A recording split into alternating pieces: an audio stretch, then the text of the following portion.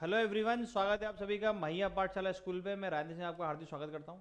और आज की जो हमारी क्लास है वो आपके परीक्षा की दृष्टि से बहुत ज़्यादा महत्वपूर्ण होने वाली है, क्योंकि आज जो है हमने जो हमारे इंस्टीट्यूट में जो फैकल्टीज़ हैं हम सब ने मिलकर आपके लिए पेपर्स बनाना स्टार्ट करें हैं, ताकि आप बोर्ड के अंदर बहुत ज़्यादा अच्छे से स्कोर कर सकें।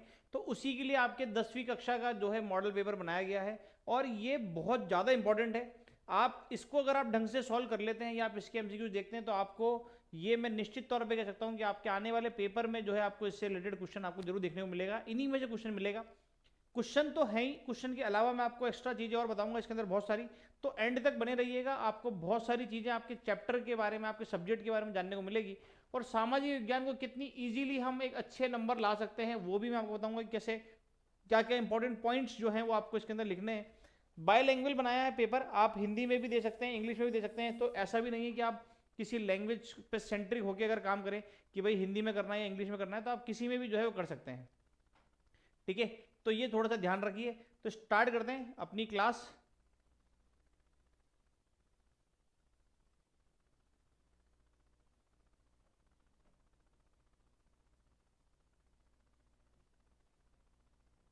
ठीक है, चलिए देखिए। तो ये कुछ बेसिक सी डिटेल जो आपके इसके अंदर लिख रही थी, 80 नंबर का आपका पेपर आएगा, आपको पेपर करने के लिए 3 घंटे 15 मिनट का समय मिलेगा। ये सारी चीज़ें अपन को पता ही है इसके अंदर। और आपका नामांकन जो है वो अनिवार्य आपको लिखना है, सभी प्रश्न के हल करने। प्रत्येक प्रश्न के उत्तर की दी उसकी पत्रिका में ही लिखें। आंतरिक खंड है, सभी के उत्तर करना एक साथ ही लिखें, और प्रश्न का उत्तर लिखने से पूर्व प्रश्न का क्रमांक अवश्य लिखें। ये बेसिक सी गाइडलाइन जो आपको पेपर के अंदर देखने को मिलेगी, ये हमने भी लिखी है। पर अब महत्वपूर्ण चीज़ें हैं, वो है यहाँ पे आने वाले क्वेश्चन। तो चलिए क्वेश्चन देखते हैं, और क्वेश्चन देखते हैं एमसीक्यूज फॉर्मेट में सबसे पहले, कि ऑब्जेक्टिव में कैसा क्वेश्चन है। और सबसे पहला क्वेश्चन है कि देखिए, प्रथम विश्व युद्ध की शुरुआत जो है वो कब हुई थी। ठीक है, तो अब बात आती है प्रथम विश्व युद्ध की। और प्रथम विश्व युद्ध जो चला था हमारा, वो चला था 1914 से लेके 1918 के बीच। 1914 से लेके 1918 के बीच में जो है पहला विश्व युद्ध जो है वो लड़ा गया था, 1914 से 18 के बीच में। अब बात आती है कि इसके अंदर कौन कौन से इसके अंदर देश थे जो इसके अंदर लड़े हैं। तो ध्यान रखना, एक लड़ा है इसके अंदर ऑस्ट्रिया,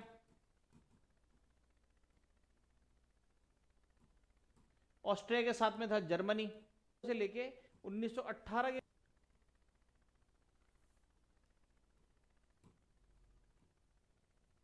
जर्मनी के बाद में था इसके अंदर ऑटोमन एम्पायर, ऑटोमन साम्राज्य लिख देता हूं मैं। ऑटोमन साम्राज्य इसके अंदर था, ऑस्ट्रिया था, जर्मनी था, ऑटोमन साम्राज्य इसके अंदर था। इसके अंदर जो है बुल्गारिया था। इन सब की लड़ाई जो है वो हुई थी किन के साथ में, तो ध्यान रखना ये सब किसके साथ में लड़े थे। तो ये साथ लड़े थे फ्रांस, ब्रिटेन, अमेरिका, अभी का रशिया, उस समय का सोवियत संघ।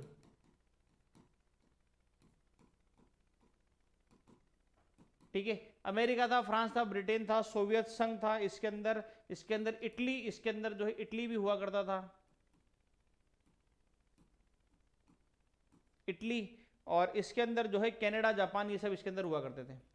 ठीक है, इटली, इटली के बाद में कनाडा, जापान,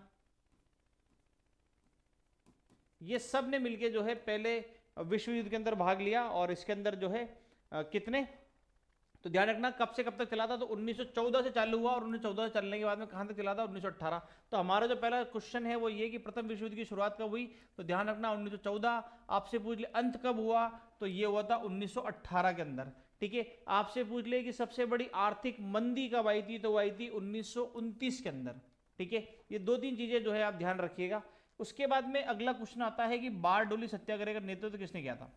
ठीक है, बारडोली सत्याग्रह की अगर बात करें हम, तो ये कहां पे चला गया था, तो ये चला गया था बॉम्बे प्रिंसली स्टेट, बॉम्बे जो प्रेसिडेंसी थी, बॉम्बे प्रेसिडेंसी के अंदर जो है इसको चलाया गया था। और इसको जो चलाया गया था बॉम्बे प्रेसिडेंसी के अंदर, और तारीख थी 12 जून 1928। आपने सुना होगा इसके बारे में, है ना।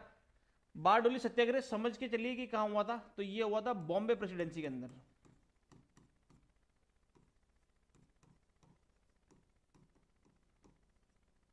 बॉम्बे प्रेसिडेंसी में हुआ, कब हुआ, तो 12 जून 1928 को।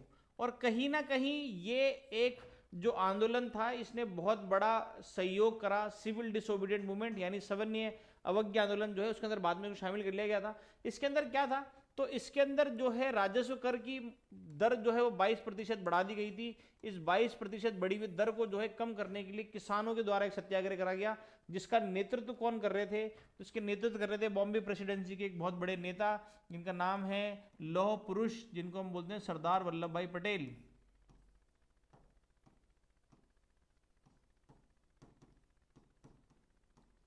काम की बात ध्यान रखना, इनको लौह पुरुष भी बोलते हैं। दुनिया की सबसे बड़ी मूर्ति भी इन्हीं की है, जिसको आप स्टैच्यू ऑफ यूनिटी यानी आप एकता का जो प्रतीक है ना, वो भी इसी की है, तो ये भी ध्यान रखिएगा। तो बारडोली सत्याग्रह की नेतृत्वकर्ता कौन थे, तो ये थे सरदार वल्लभ भाई पटेल। आपसे पूछ लिया भाई महात्मा गांधी ने किसका नेतृत्व करा, तो चंपारण वाला जो आंदोलन था वो महात्मा गांधी ने करा, है ना। खेड़ा वाला महात्मा गांधी ने करा, अहमदाबाद मिल जो है वो महात्मा गांधी ने करा, तो ये कुछ उनके द्वारा करे गए थे, ठीक है। उसके बाद में स्टीम इंजन यानी भाप का इंजन जो है वो किससे संबंधित है, तो आप सभी को पता है कि ये संबंधित है जेम्स वॉट से, और इन्होंने जो है भाप का इंजन बनाया था, ठीक है। इन्होंने क्या करा था, भाप का इंजन बनाया था। उसके बाद में 1780 में प्रकाशित बंगाल गजट, ठीक है। बंगाल गजट एक साप्ताहिक पेपर था,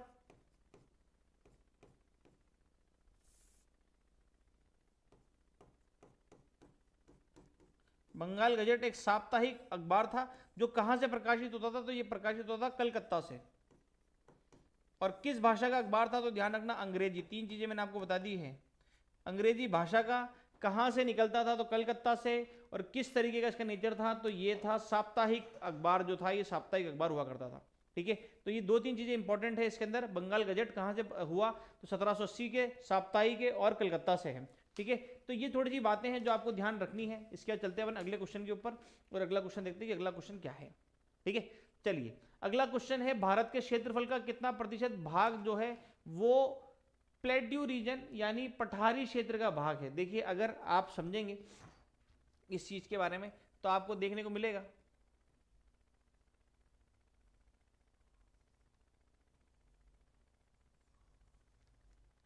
है ना, ये थोड़ा पतला बन गया, पर काम की बात ये कि ये जो हिस्सा ना, ये वाला हिस्सा, ये सबसे ज्यादा है हमारे यहाँ पे, और इसी को हम पठारी भाग बोलते हैं। भाई ये तो इधर तो रेगिस्तान हो गया, ये तटीय हो गया, तो ये पठारी भाग जो है वो हमारे यहाँ पे राजस्थान सॉरी भारत के अंदर जो है सबसे ज्यादा है।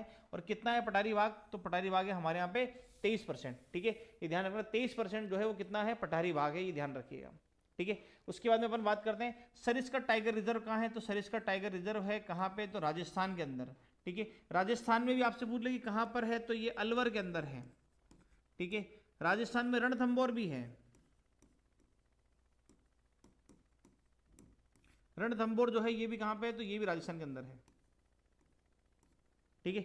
ये भी ध्यान रखना, ठीक है। और उसके अलावा आपको गुजरात का एक बड़ा फेमस है गिर नेशनल पार्क, ये भी ध्यान रखें आप, गिर गुजरात के अंदर है ना। मध्य प्रदेश के अंदर भी बहुत सारे हैं, जैसे मध्य प्रदेश के अंदर कान्हा बहुत फेमस है, कान्हा नेशनल पार्क जो है ये मध्य प्रदेश के अंदर है ना। असम के अंदर आपने सुना होगा एक गेंडे, एक सींग वाले गेंडे के लिए काजीरंगा, तो काजीरंगा कहाँ है, तो काजीरंगा असम के अंदर है, ठीक है। तो ये थोड़ी सी बातें जो है आपको ध्यान रखनी है। उसके बाद में अपन बात करते हैं कि भारत का चीनी के उत्पादन में विश्व में कौन सा स्थान है। देखिए अब ये क्या है कि ये हर साल चेंज होता है डाटा, मैं आपको बता रहा हूं आपकी किताब के अनुसार, और किताब के अनुसार अगर अपन बात करें एनसीईआरटी के अकॉर्डिंग, किताब के अनुसार पहले नंबर पर आता है ब्राजील, दूसरे नंबर पर है हमारा प्यारा भारत, और तीसरे नंबर पर आता है थाईलैंड, ठीक है। ये काम की बात हो गई। अब दूसरी काम की बात यह है कि अगर हम वास्तविक स्थिति देखें आज की तारीख में, आज की तारीख में अगर हम बात करें वास्तविक स्थिति, तो आज पहले नंबर पे आता है भारत। भारत ने कहा है कि भारत ने कब का ही ब्राजील को पीछे छोड़ दिया है। अभी जो है भारत के अंदर सबसे पहले नंबर पे आ गया है शुगर प्रोडक्शन के अंदर, यानी जो इसका उत्पादन है चीनी का, इसमें भारत पहले नंबर पे आ गया है। पर हमारी किताब ब्राजील को मानती है, और हमको जो है किताब से ही नंबर मिलेंगे, तो हम भी जो है ब्राजील को पहले मान लेते हैं। बाकी भारत पहले नंबर पे आ गया है, पर इसमें ब्राजील बता रखा है, तो ब्राजील जो है वो मान लेते हैं, ठीक है। चलिए उसके बाद में अगला क्या है, तो अगला क्वेश्चन है कि निम्नलिखित में से कौन सा जल परिवहन का प्रकार है। जल परिवहन यानी जब आप पानी के अंदर चलना स्टार्ट करें ना, पानी के अंदर कोई अगर नौका चल रही है तो वो जल परिवहन का एग्जाम्पल हो जाएगी।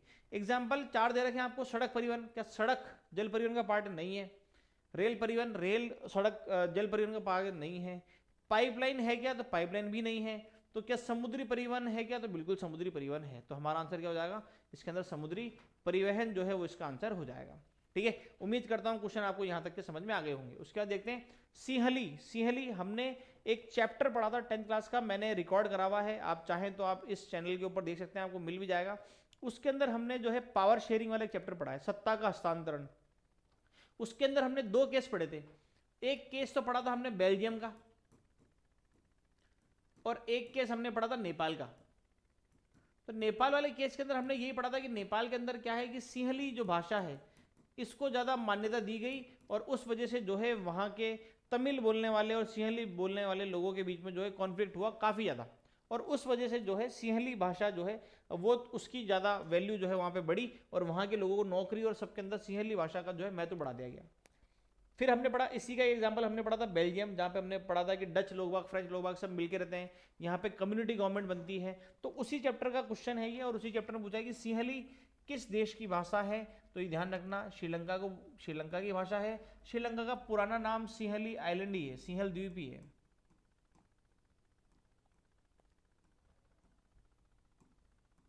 सिंहल द्वीप भी कौन सा है? तो वो भी श्रीलंका ही है। ठीक है, चलिए अपन चलते हैं अगले क्वेश्चन के अंदर, और अगला क्वेश्चन है कि संविधान की 8वीं अनुसूची में जो है कितनी भाषाएं हैं? ठीक है, तो ये ध्यान रखना, 8वीं अनुसूची के अंदर जो है टोटल कितनी भाषाएं हैं? तो टोटल भाषाएं हैं 22। कितनी भाषाएं? 22।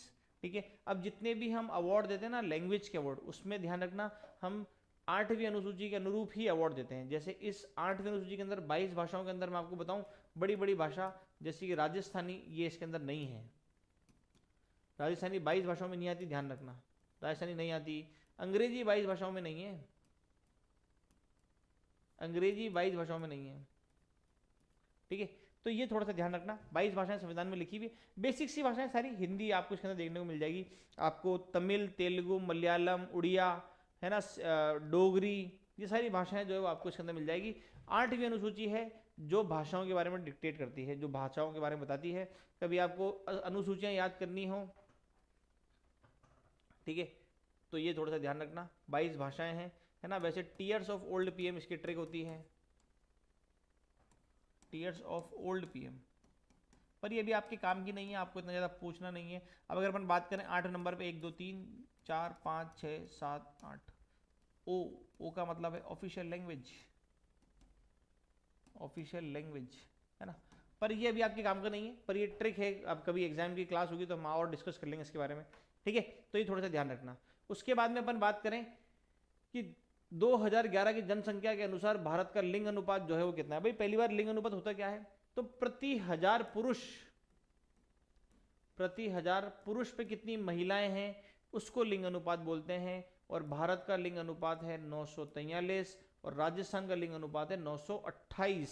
ठीक है, तो भारत का लिंग अनुपात कितना है? तो 943, ये ध्यान रखना।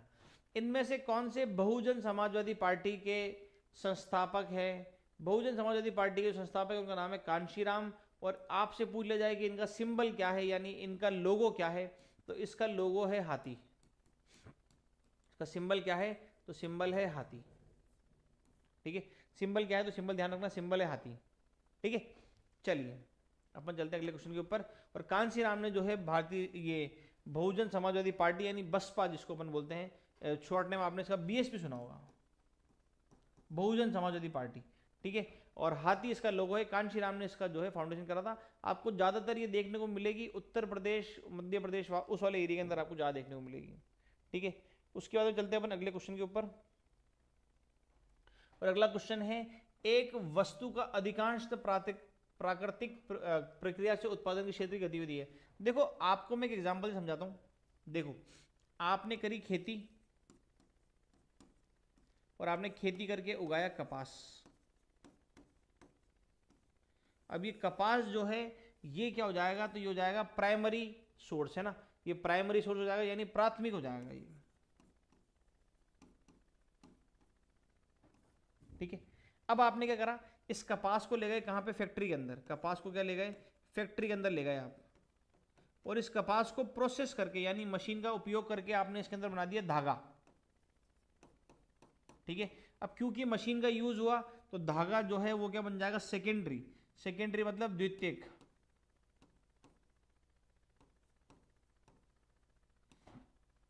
अब ये धागे बना के आपने जो है धागे से बनाई ड्रेस, और ड्रेस बना के आप इसको बेचने ले गए शहर में। ठीक है ना। अब शहर ले गए तो आप ट्रक का आपने यूज करा, ट्रक का यूज करके ले गए, और ये शहर में चला गया, शहर में बिकने के लिए आपकी दुकान के अंदर आ गया, यानी आपको सुविधा मिल गई, यानी कि आपने जो है इसको बड़ी ही आसानी से अपने घर के पास में से खरीद लिया, यानी आपको सर्विस मिल गई। और इसको जो है फिर बोलते हैं तृतीयक। ठीक है, इसको क्या बोलते हैं फिर, तृतीयक। तृतीयक बोलते हैं इसको, है ना। कहने का मतलब यह है कि फर्स्ट के अंदर जो आप डायरेक्ट रॉ मटेरियल जो आप डायरेक्ट धरती से ले रहे हैं, जिसको अपन एग्रीकल्चर बोलते हैं, तो वो तो आ गए प्राथमिक के अंदर। सेकेंडरी के अंदर कौन सा आते हैं, द्वितीयात्मक के अंदर कौन सा आएंगे, तो वो चीजें जहां पे आप कोई प्रोसेस कर रहे हैं मशीन के साथ में, और मशीन का प्रोसेस करके कुछ बना रहे हैं, उसको बोलते हैं सेकेंडरी। और उसके बाद में जिस चीज के लिए आपको सर्विस मिल रही है उसको बोलते हैं टर्जरी। जैसे मैं अगर आपको एग्जांपल से समझाऊं, जैसे आप होटल में जा रहे हो खाना खाने, वो टर्जरी सर्विस आ गई। रेस्टोरेंट में जा रहे हो, वो आपकी टर्जरी सर्विस कि आपने सर्विस के लिए पैसा दिया, उसको बदले में उन्होंने आपको खाना दे दिया, है ना। जैसे आप होटल में रुकने जा रहे हो तो वो टर्जरी सर्विस, ये सारी टर्जरी सर्विस आती है। ठीक है, तो ये थोड़ा सा ध्यान रखना है भाई बातें। तो अब अगर हम बात करें कि production of commodity mostly through the natural process is an activity of primary, यानी जो अधिकांश प्राकृतिक प्रक्रिया से उत्पन्न होता है, तो अपन ने बात करी कि वो कौन सी होगी, तो वो होगी हमारी प्राइमरी। ठीक है, तो इसको थोड़ा सा ध्यान रखना। उसके बाद में ऋण में औपचारिक यानी फॉर्मल स्रोत में शामिल नहीं है। देखो जब भी आप पेपर दो ना और आपको ऐसे एमसीक्यूज करने हो, तो ऐसे टर्म आएगी लिखी हुई, इसको अंडरलाइन कर देना। होता क्या है कि हम इतने एक्साइटेड हो जाते हैं पेपर के अंदर कि हम क्वेश्चन पढ़ते हैं, और क्वेश्चन पढ़ के हमको ऐसा लगता है कि यार ये तो हमको पूरा आता है, और अपन क्या करते हैं, पूछते ही नहीं है, देखते ही नहीं है कि क्या पूछा उसने, नहीं पूछा है नहीं पूछा है। तो एक बार क्वेश्चन पूरा रीड करें, अगर नहीं शब्द यहाँ पे आ रहा है काम में तो नहीं को अंडरलाइन कर दो।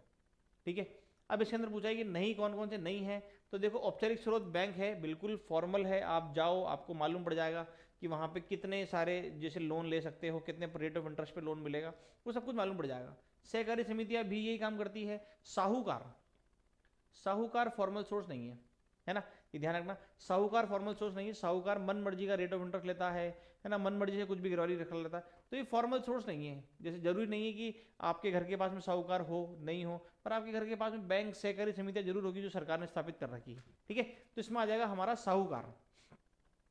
उसके बाद में अंतरराष्ट्रीय व्यापार, व्यापार से संबंधित नियमों के लिए कौन निर्धारण करता है, तो देखो सबसे पहले अपन बात करेंगे यूनाइटेड नेशन ऑर्गेनाइजेशन, है ना, संयुक्त राष्ट्र संगठन, इसको क्या बोलते हैं हिंदी के अंदर, यूएनओ को संयुक्त राष्ट्र संगठन।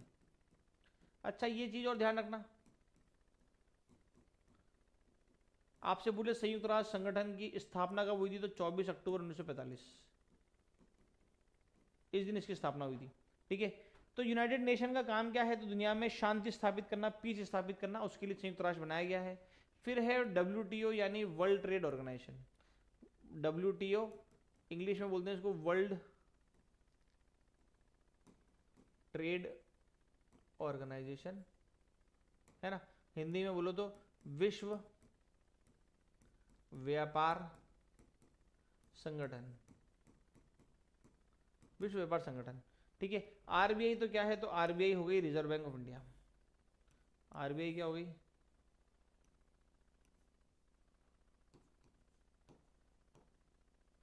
Reserve bank of India.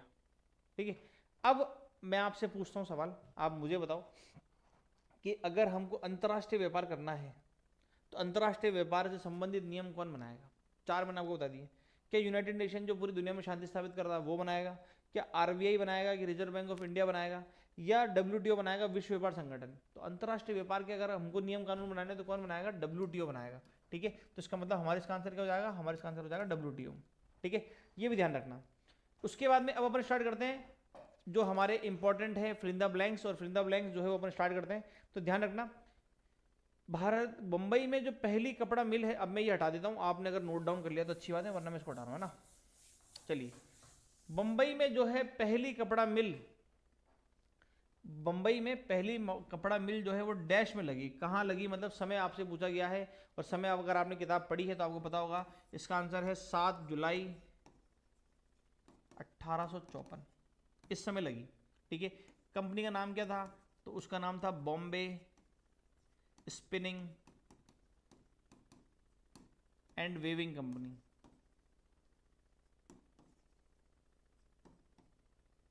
ठीक है, एंड वेविंग कंपनी। ठीक है, बॉम्बे में लगी पहली 1854 के अंदर। ठीक है, ये ध्यान रखिएगा। उसके बाद में गुलामगिरी पुस्तक के लेखक कौन है? गुलामगिरी पुस्तक बड़ी फेमस ही पुस्तक है। ठीक है, आपने पढ़ा होगा इसके बारे में। और ये जो है जिन्होंने भूदान वो चलाया था, इनकी जो है महाराज ज्योतिबा फुले।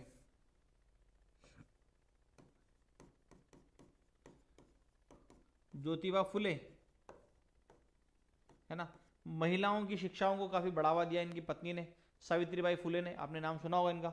और ज्योतिबा फुले जो है इन्हीं की किताब है जिसका नाम है गुलामगिरी। ठीक है, तो ये ध्यान रखिएगा, किताब के क्वेश्चन भी बनते हैं, इसलिए मैंने आपको बता दिया है ये चीज़ें। उसके बाद चलते हैं अपन अगले क्वेश्चन के ऊपर, और अगला क्वेश्चन देखते हैं। अगला क्वेश्चन क्या है? अगला क्वेश्चन है क्रूड ऑयल जो है गैर संसाधन है। क्रूड ऑयल क्या है, तो ये अब आपको बताना है। तो देखिए, क्रूड ऑयल को जो है हम देखो दो तरीके के सोर्सेज होते हैं। एक तो होता है, हिंदी में मैं बताता हूँ आपको पहले, एक तो होता है नवीकरणीय।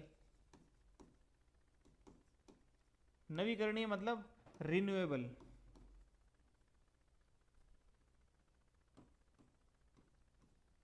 और एक होता है गैर नवीकरणीय,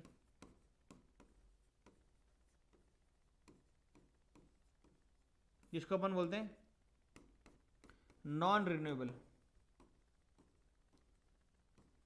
नवीकरणीय, गैर नवीकरणीय। अब देखो जनरल सी बात है, जिस चीज को आप वापस बना सको, जिसको आप वापस रिन्यू कर सको, उसको तो बोलते हैं रिन्यूएबल। जैसे मैं आपको बताऊं एग्जांपल के लिए, सौर ऊर्जा है ना, पवन ऊर्जा। आज आपने बनाना भूल गए तो कल वापस सूर्य देवता निकलेंगे, कल आप वापस बना लेना। आज आप पवन ऊर्जा से एनर्जी बनाना भूल गए तो कल वापस हवाएं चलेगी, कल वापस बना लेना। तो ये रिन्यूएबल रिसोर्सेज हो गए, मतलब आप इसको बना सकते हो। एक होते हैं नॉन रिन्यूएबल, जो काफी टाइम बाद जाके बनते हैं, कई हजारों सालों का टाइम लग जाता है। जैसे कोयला, कोयला जल्दी नहीं बनता, अपने आप बनता है, बहुत टाइम लेता है। क्रूड ऑयल अपने आप नहीं बनता। पेट्रोल डीजल जिसको आप बोलते हो ना, कि भाई पेट्रोल डीजल एक समय आएगा जब खत्म हो जाएगा, खत्म हो जाएगा, क्योंकि बनने में टाइम लगता है ना, हजार हजार साल लगते हैं। तो क्रूड ऑयल जो है वो किसका एग्जाम्पल है? तो वो है नॉन रिन्यूएबल का, और आप क्या लिख सकते हैं? गैर नवीकरणीय का। किसका है? तो गैर नवीकरणीय का। ठीक है, विभिन्न देशों के बीच में परस्पर संबंध तीव्र एकीकरण की एक प्रक्रिया है जिसको बोलते हैं वैश्वीकरण।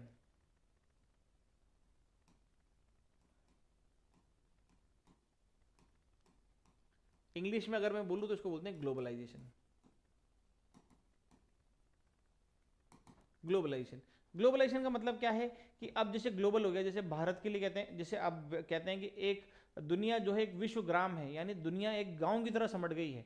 क्या इसका मतलब? कि जैसे गांव में आपको आपके हर घर के बारे में पता है कि भाई है ना, कौन कैसा काम कर रहा है, किसके घर में क्या चल रहा है, वैसे ही आज आपको दुनिया के बारे में सब कुछ पता है। आप चाहो तो यहाँ से बैठे बैठे देख सकते हो कि अमेरिका के अंदर क्या चल रहा है, कहाँ पे क्या चल रहा है। तो वो सारी चीज़ें हैं। तो इस वजह से जो है ये सारा प्रोसेस है, और इसके अंदर आप इजीली जो है कुछ भी कहीं का भी देख सकते हो कि जैसे ट्रंप के चुनाव हो रहे हैं तो कौन जीत रहा है, रशिया यूक्रेन वॉर के अंदर क्या चल रहा है। तो ये कहीं ना कहीं ग्लोबलाइजेशन की वजह से हुआ है कि पूरी दुनिया जो है वो एक गांव की तरह सिमट गई है। ठीक है, तो इसको भी थोड़ा सा ध्यान रखें। उसके बाद में शिरोमणि अकाली दल पार्टियों के बारे में बात कर रहे हैं। शिरोमणि अकाली दल एक बड़ी महत्वपूर्ण सी पार्टी है, और ये कहाँ पे है? तो मुख्यतः आपको देखने को मिलेगी पंजाब वाले राज्य के अंदर। ठीक है, कहाँ देखने को मिलेगी? पंजाब के अंदर। उसके बाद में किस तरह की शासन प्रणाली में अंतिम शक्ति जनता में निहित है? जहां पे किसी भी शासन का मुखिया अगर जनता के द्वारा चुना जाता है, उसको चुनने के लिए जनता है और जनता ही चुन रही है, तो उसको हम बोलते हैं डेमोक्रेसी। क्या बोलते हैं? ध्यान रखना, डेमोक्रेसी। डेमोक्रेसी के अंदर जो जितनी भी शक्ति है वो सारी सारी जनता में निहित होती है। ठीक है, जवाहरलाल नेहरू ने किन को गर्व से कहा कि आधुनिक भारत के मंदिर है? तो जवाहरलाल नेहरू ने कहा था बांदों को। जब सरदार सरोवर डैम और ये सब बने तो सरकार ने कहा, नेहरू जी ने कहा कि भाई बांध जो है यही आधुनिक भारत के मंदिर है, इन्हीं की पूजा करनी चाहिए, क्योंकि इन्हीं की वजह से जो है सिंचाई ढंग से हो सकेगी, और सिंचाई ढंग से होगी तो कृषि ढंग से होगी, और कृषि ढंग से होगी तो भारत एक उन्नत भारत बनेगा।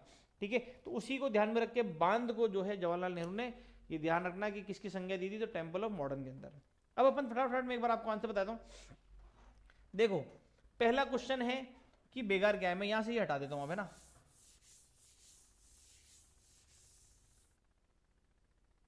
बेगार क्या है, सबसे पहला क्वेश्चन है बेगार क्या है। तो देखो बेगार क्या है, तो जैसे मैंने आपको एग्जाम्पल के लिए बताया था कि आपके पड़ोस में आंटी जी ने आपसे कुछ सामान मंगाया 20 रुपए का, और सामान 18 रुपए का था, और आपने वो काम कर दिया, और आंटी जी, आपको ऐसा लगा कि आंटी जी जो है वो 2 रुपये मेरे को दे देगी, ठीक है, उसका मेहनताना मतलब मेरे को मिल जाएगा। पर आप 18 रुपये का सामान लेके गए और आंटी जी ने आपसे 2 रुपये भी ले लिए वापस, ठीक है। तो अब हुआ क्या कि आपने कोई काम करा पर उसके बदले आपको कुछ पैसा वैसा नहीं मिला, उसी को बोलते थे बेगार। अंग्रेजों के पुराने समय के अंदर क्या होता था कि साहूकार या जितने भी जमीनी जो जागीरदार है ये क्या करते थे, किसानों से जो है बिना तनख्वाह के काम करवाते थे। उस बिना तनख्वाह की काम को जो है बेगार बोलते हैं। आज भी आपके घर में देखना बहुत सारे बच्चों को जो है, या कोई ऐसा है जो दूसरों के काम ज्यादा करते हैं, तो उसको ये बोलते बोले क्या ही बेगारी कर रहा है ना। कि बेगारी का मतलब क्या है कि इसके अंदर जो हमारे जितने भी लोग बाग हैं, इनको अगर पेमेंट नहीं मिलता तो फिर उसको फिर बेगारी बोलते हैं, उसको बेगार बोलते हैं उसको, ठीक है। तो ये भी थोड़ा सा ध्यान रखना। उसके बाद में अगला आता है fly shuttle. What is fly shuttle? Fly shuttle क्या है? तो देखो फ्लाई शटल का मतलब है कि एक मशीन होती है फ्लाई शटल, और इस फ्लाई शटल के अंदर क्या होता है कि फ्लाई शटल के अंदर जो धागा बनाते हैं ना अपन, वीविंग करते हैं, उस धागा बनाने के अंदर जो काम की मशीन आती है ना, जो आपने यूं देखा होगा बहुत सारे लोग हाथ चलाते रहते हैं, वो फ्लाई शटल। फ्लाई शटल एक मशीन है, और इस मशीन के अंदर क्या होता है कि इस मशीन से जो है धागा बनाने का काम करा जाता है, ठीक है। तो ये भी थोड़ा सा जो है आप ध्यान रखें। उसके बाद में स्पिनिंग जेनी। स्पिनिंग जेनी वापस वही जो मैं अभी आपको बता रहा हूँ ना, कि एक मशीन है जिसके अंदर जिसको धागा बनाने के काम में आती है। और स्पिनिंग जेनी जो है, इसका जो आविष्कार है वो किसने करा था? तो इसका आविष्कार करा था 1764 के अंदर जेम्स ने, ठीक है। 1764 के अंदर कराया गया था जेम्स के द्वारा। देखो उनका नाम है ना, शायद हमने इस क्वेश्चन के अंदर लिखा भी था यहाँ पे कहीं पे, ये रहा जेम्स, ठीक है। हर ग्रीव्स जो है ये इनका नाम है, 1764 में इन्होंने बनाया था, ये उनका नाम है ना। तो ये किसने बनाई थी? तो 1764 के अंदर जेम्स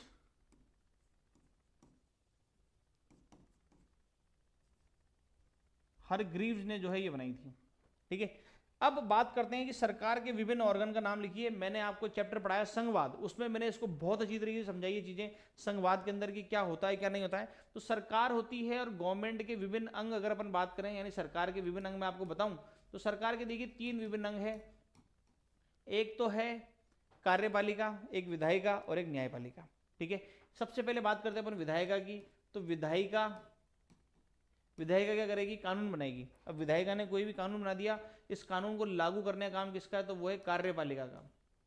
कार्यपालिका यानी कि जो भी सरकार के मंत्रिमंडल होगा ना, उसको बोलते हैं कार्यपालिका। जैसे अभी अगर हम बात करें मोदी जी की जो टीम है ना, जिसमें रोड मिनिस्ट्री भी होगी, सड़क मंत्रालय भी होगा, वो सब कार्यपालिका के अंदर आएंगे। ये दोनों ढंग से काम कर रहे नहीं कर रहे, इसके लिए सरकार का एक और अंग होता है जिसको हम बोलते हैं न्यायपालिका। न्यायपालिका के अंदर आ गया आपका सुप्रीम कोर्ट, हाई कोर्ट, ये सब न्यायपालिका के अंदर आ गए, ठीक है। तो ये थोड़ी तीनों चीज ध्यान रखना, डिफरेंट ऑर्गन्स जो है वो क्या है, तो ये। उसके बाद में आता है कि वर्ण व्यवस्था क्या है। तो देखिए है क्या, तो शरीर के जो है 4 भागों के अनुसार वर्ण सिस्टम बनाए गए। वर्ण सिस्टम के अंदर क्या था? तो वर्ण सिस्टम के अंदर 4 वर्ण थे। 4 वर्ण क्या थे? तो एक तो वर्ण था ब्राह्मण, एक वर्ण था क्षत्रिय, एक वर्ण था वैश्य, और एक वर्ण था जिसका नाम था शूद्र। अब हुआ क्या था इसके अंदर?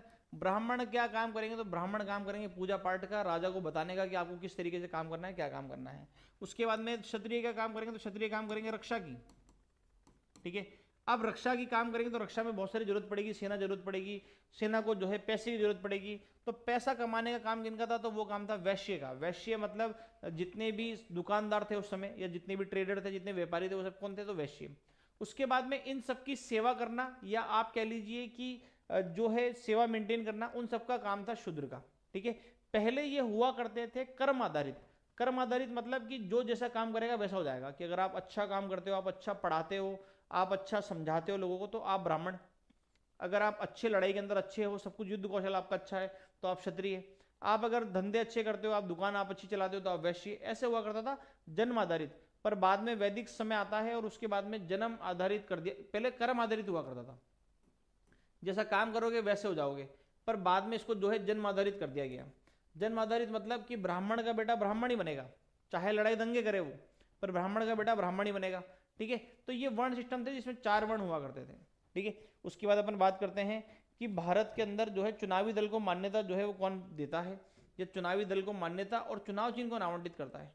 तो उसके लिए बना रखा है हमने भारतीय निर्वाचन आयोग, ये सारे काम करता है भारतीय निर्वाचन आयोग। कब बना, तो ध्यान रखना 25 जनवरी 1950 को। ठीक है, और पहले इसके अधिकारी थे, जो पहले ऑफिसर थे निर्वाचन आयुक्त, उनका नाम था सुकुमार सेन। ठीक है, ये भी ध्यान रखना काम की बात। तो इनको कौन आवंटन करता है, तो वो आवंटन करता है जो निर्वाचन आयोग है भारत का वो। ठीक है, भारत का निर्वाचन आयोग इनको जो है सिंबल और जो नॉमिनेट है वो सब करता है। उसके बाद में सकल घरेलू उत्पाद यानी GDP, gross domestic product, GDP. देखो जीडीपी क्या होता है, जीडीपी में आपको डायरेक्ट समझाता हूं।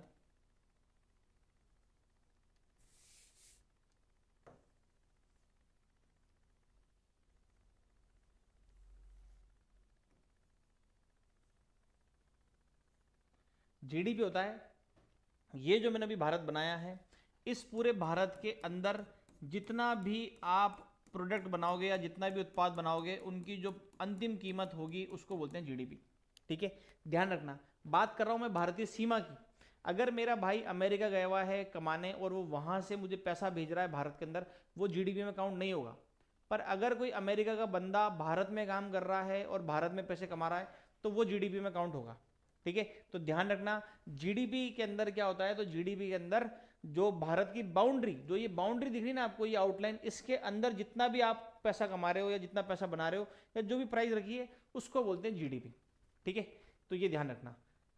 वो कंपनियां जिनका कारोबार एक से अधिक देशों के अंदर होता है, तो एक से जब जब आप कोई काम ज्यादा करते हो ना, जैसे आप बहुत सारे काम कर लेते हो, जैसे आप एक हाथ से मोबाइल भी चला रहे हो, एक हाथ से खाना भी खा रहे हो और आपकी आंखें जो है पड़ भी रही है, तो अपन बोलते हैं यार ये मल्टीटास्कर है। मल्टीटास्कर मतलब कि बहुत सारे काम एक साथ कर रहा है, मतलब मल्टी काम कर रहा है। ऐसे ही अगर ज्यादा देशों के अंदर है तो काम बहुत सारे देशों में है, तो इसका मतलब मल्टी, और देशों में है तो मतलब नेशनल। बहुत बहुत सारे देशों में माने मल्टीनेशनल कंपनी।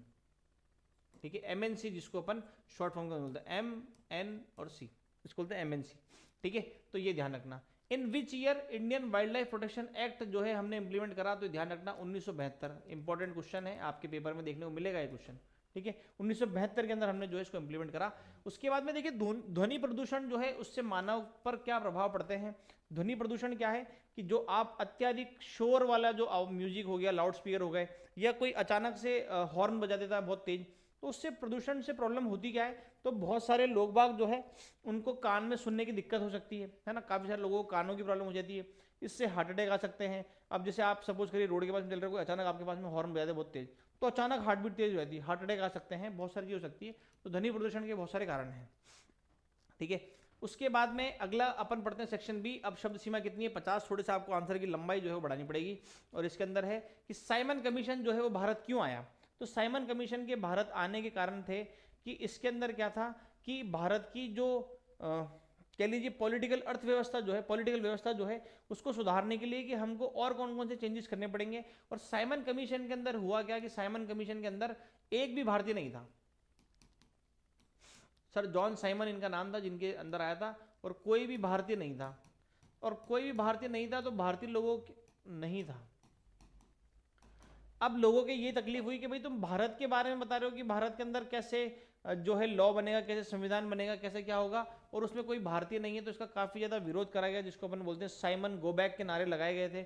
और उसी समय लाठीचार्ज होता है और 1 अगस्त 1920 को जो है लाला लाजपत राय की मृत्यु हो जाती है। ठीक है, ये ध्यान रखना।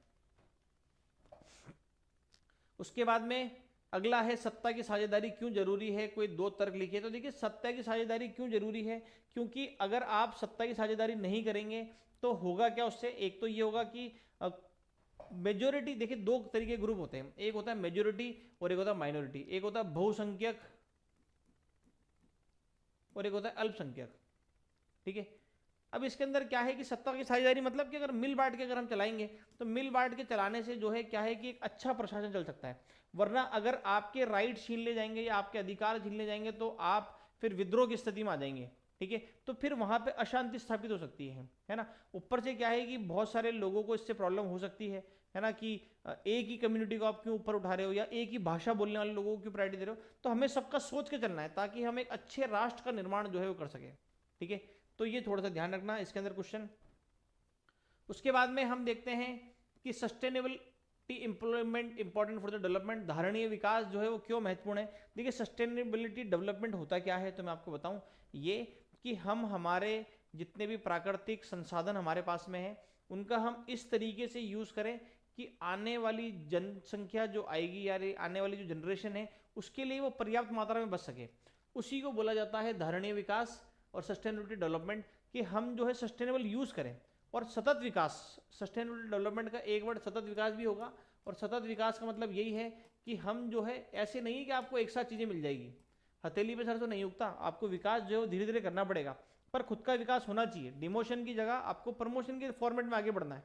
ठीक है, तो सतत विकास जो है वो इंपॉर्टेंट है, सस्टेनेबिलिटी डेवलपमेंट इंपॉर्टेंट है, तो ये ध्यान रखिएगा। ठीक है, उसके बाद में what do you understand by liberalisation of foreign trades. देखिए हमने 1992 के अंदर 3 चीजें करी जिसको बोलते हैं एलपीजी रिफॉर्म्स। एलपीजी मतलब लिबरलाइजेशन,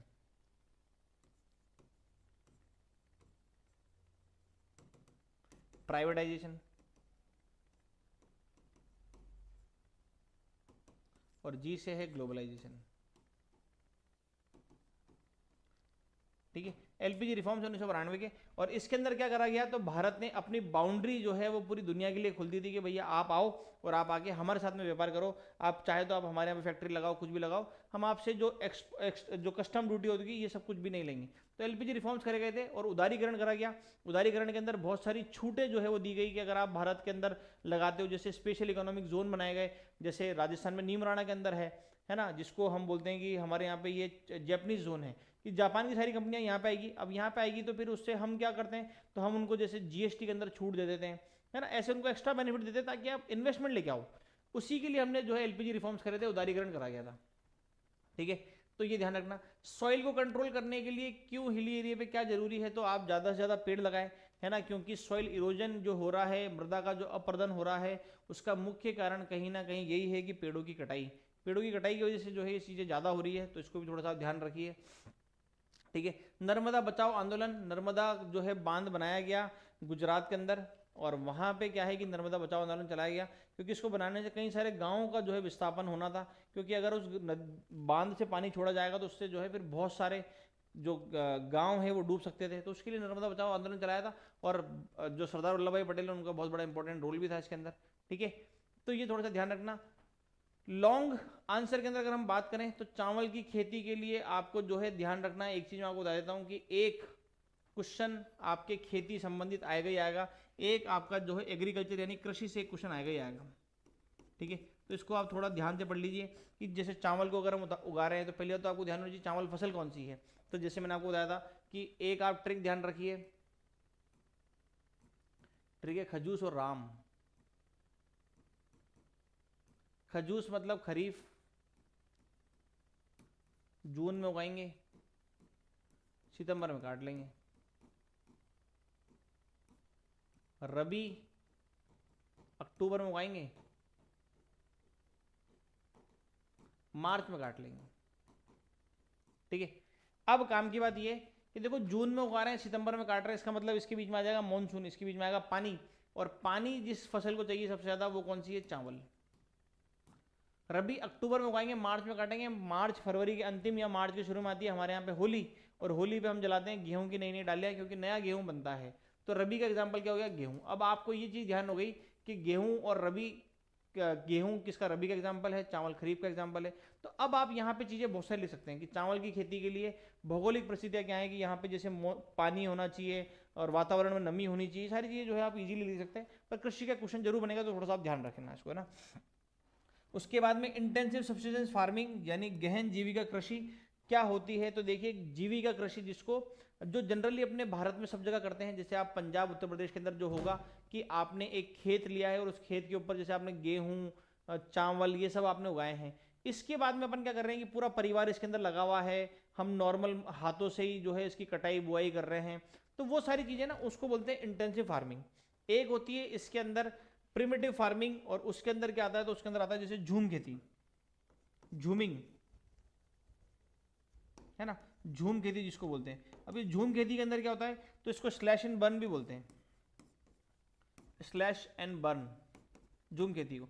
इसके अंदर क्या होता है, तो इसके अंदर क्या करते हैं हम कि हमने एक, जैसे जनरली ये जो दलित नहीं सॉरी आदिवासी लोग बाग जो होते हैं ना, वो ये करते हैं झूम खेती। ये क्या करते हैं कि इसके अंदर खेत में इन्होंने एक फसल उगाते हैं, फसल उगाने के बाद में इसको उगाया, इससे लिया फसल से जो भी प्रोडक्ट बना, और उसके बाद में क्या करते हैं, इसको जला देते हैं, और इसको जला के जो है कहीं और चले जाते हैं, फिर वहाँ पे खेती करना स्टार्ट करते हैं।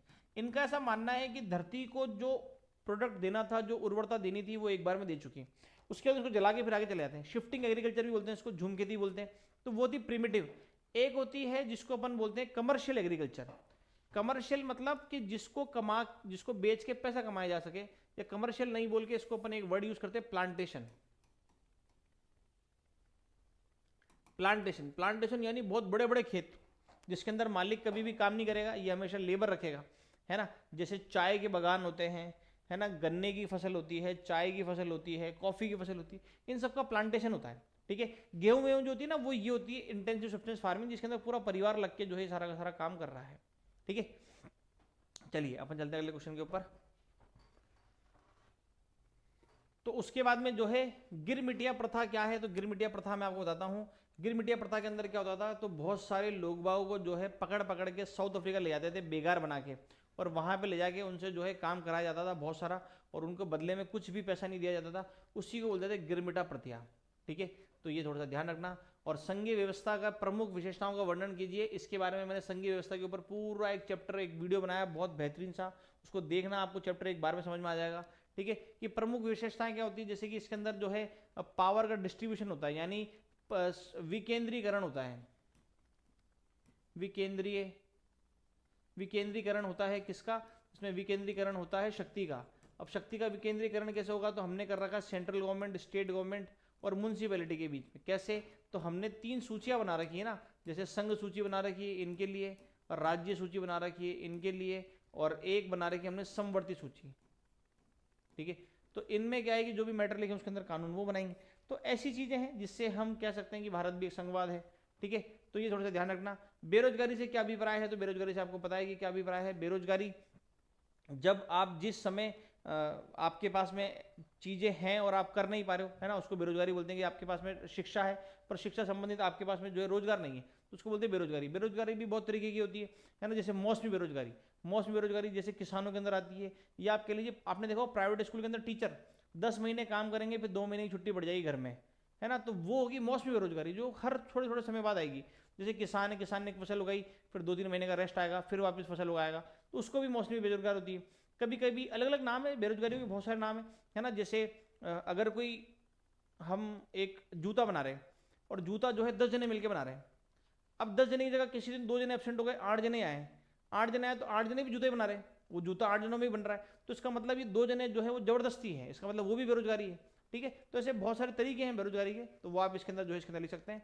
उसके बाद में पब्लिक सेक्टर और प्राइवेट सेक्टर में क्या अंतर है, तो देखिए पब्लिक सेक्टर यानी सरकार, सरकार के कोई भी उपक्रम है, सरकार की कोई भी फैक्ट्री है, सरकार का कुछ भी इंडस्ट्री, उसको बोलते हैं पब्लिक सेक्टर। और पब्लिक सेक्टर जैसे कि मैं आपको बताऊं, तो भारत सरकारी कंपनी है जैसे BSNL, अभी BSNL जो है ये पब्लिक सेक्टर है, ठीक है। प्राइवेट सेक्टर यानी प्राइवेट सेक्टर की खुद की आपकी जो कंपनी है, जिसकी मालकिन सरकार नहीं है, जिसका मालिक सरकार नहीं है। अगर ओनर किसी एक्स कंपनी है और इसका ओनरशिप यानी मालिकाना हक अगर सरकार के पास में है, तब तो क्या बोलेंगे पब्लिक सेक्टर। और प्राइवेट सेक्टर कब बोलेंगे, तो जब इसका मालिक जो है वो कोई नॉर्मल इंसान या कोई व्यक्ति, जैसे रिलायंस इंडस्ट्री जो है, अभी इसके मालिकाना हक जो है वो किसके पास में, तो अंबानी के पास में। अब जब अंबानी के पास में, तो अंबानी की कंपनी क्या होगी, प्राइवेट हो गई। पर अगर आप बात करो BSNL, तो BSNL का ओनर कौन है, तो सरकार है। तो उसकी ओनरशिप किसके पास में, सरकार के पास में, तो उसको बोलेंगे हम पब्लिक सेक्टर, ठीक है। तो ये थोड़ा सा ध्यान रखना, ठीक है। उसके बाद में बार्टर सिस्टम के बारे में आपको बताता हूँ कि बार्टर सिस्टम क्या है। आपको निबंध लिखना है इसके ऊपर और टिप्पणी करनी है। बार्टर सिस्टम ऐसा होता था कि जैसे वस्तु के बदले वस्तु, आप किसी भी वस्तु को दे दो, जैसे आपको x वस्तु है आपके पास में और किसी के पास में y वस्तु है, तो आप इसको x दे दो, बदले में से y ले लो। इसको बोलते थे बार्टर सिस्टम। आज भी आपके घर में बड़े भाई छोटे भाई के बीच में होता था कि भाई तू काली जीन्स ले ले, मेरे को तेरी नीली जीन्स दे दे, उसको बोलते थे अपन बार्टर सिस्टम। ठीक है, पर ये ज़्यादा चलेगा नहीं, ज़्यादा सक्सेसफुल हुआ नहीं। क्यों नहीं हुआ? क्योंकि जरूरी नहीं है एक्स को वाई की जरूरत हो या वाई को एक्स की जरूरत हो। जैसे एग्जाम्पल से मैं आपको समझाता हूँ कि जैसे कोई इंसान है, उसके पास में आलू है, इसको चाहिए आलू के बदले टमाटर। ठीक है, पर ये जरूरी नहीं है ना कि टमाटर वाले को भी तो आलू चाहिए, टमाटर वाले को क्या पता प्याज चाहिए हो। ठीक है, तो फिर ये ढूंढता रहेगा कि किसको आलू के बदले टमाटर चाहिए, आलू के बदले टमाटर चाहिए। तो इस वजह से चीजें ज़्यादा सक्सेस हुई नहीं। और फिर बाद में जो है हमने करेंसी का आविष्कार करा, कि पैसों का आविष्कार उसके बाद में हुआ था। और उसके बाद में फिर पैसों का आविष्कार हुआ और फिर पैसों को जो है हमने यूज करना स्टार्ट करा कि भाई आप पैसे के बदले जो है सामान ले लो। ठीक है, तो ये ध्यान रखना। उसके बाद में जो है अपन चलते हैं मैप के ऊपर और मैप का क्वेश्चन देख लेते हैं कि मैप के अंदर हमको क्या करना है। देखो एक मैप का क्वेश्चन भी आएगा, तो थोड़ा सा आप ध्यान रखना, है ना। जैसे कि अगर ये मैं आपको बताऊं मानचित्र के ऊपर, अब क्योंकि अभी मैं इसमें राजस्थान, इसमें भारत का मैप लगाना भूल गया, पर मैं आपको अगले अंदर उसमें जो है मैप के अंदर ही हम क्वेश्चन करेंगे। ठीक है, पर मैं आपको वैसे बेसिकली बता देता हूँ। जैसे इसमें एयरपोर्ट का भी क्वेश्चन आता है, कांग्रेस के सेशन का क्वेश्चन आता है, तो ये अपन एक बार देख लेते हैं। जैसे देखो नरोरा है ना, नरोरा कहाँ है? तो उत्तर प्रदेश के अंदर। नरोरा कहाँ है? उत्तर प्रदेश के अंदर, यहाँ पर है मैप के अंदर, उत्तर प्रदेश के अंदर है नरोरा। फिर दूसरा है रावतभाटा, रावतभाटा अपने राजस्थान के अंदर है, तो दूसरा वाला है रावतभाटा, रावतभाटा यहाँ पे। ठीक है, कलपक्कम, कलपक्कम है तमिलनाडु के अंदर। कलपक्कम कहाँ है? तो यहाँ तमिलनाडु के अंदर है कलपक्कम। और उसके बाद में तारापुर, तारापुर पहला, ये भी ध्यान रखना, ये पहला आणविक ऊर्जा संयंत्र है पूरे भारत का, तारापुर। ठीक है, तारापुर कहाँ है? तो तारापुर यहाँ पर है, मुंबई के पास में तारापुर। ठीक है, और ये जो है ये आपका डीवी है।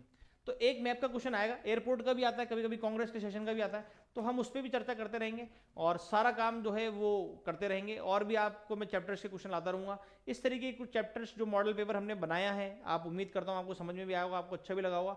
तो आप भी इस पर प्रैक्टिस करते जाइए, मैं आपको और समझा दूंगा इसके अंदर कि आपको कैसे कैसे और चीज़ें करनी है, ताकि आप एक अच्छा स्कोर कर सकें। आप बस जुड़े रहिए चैनल के साथ में, मेरे वीडियोस में अपलोड कर रहा हूँ, और भी फैकल्टीज़ जो है वो यहाँ पे क्लास ले रही है। आपको एक अच्छा स्कोर कराया जाएगा, हमारी पूरी पूरी कोशिश है। बस आपकी कोशिश है कि आप जुड़े रहें, और उम्मीद करता हूँ ये पेपर भी आपको सही लगा होगा। अगर आपके कोई सुझाव है तो आप कमेंट में बता सकते हैं, मैं उसको जो है कमेंट रीड करता हूँ। और कुछ अपडेट करना है या कोई चैप्टर आपको ऐसा है कि आपको समझ में नहीं आ रहा, तो आप वो भी बता दीजिएगा, मैं उसकी क्लास जो है इस प्लेटफॉर्म के ऊपर जो है वो लगा देंगे आपके लिए। ठीक है, तो आज की क्लास खत्म करते हैं। उम्मीद करता हूँ आपको अच्छा लगा होगा। तो मिलते हैं अगली क्लास के अंदर, तब तक के लिए जय हिंद, जय भारत।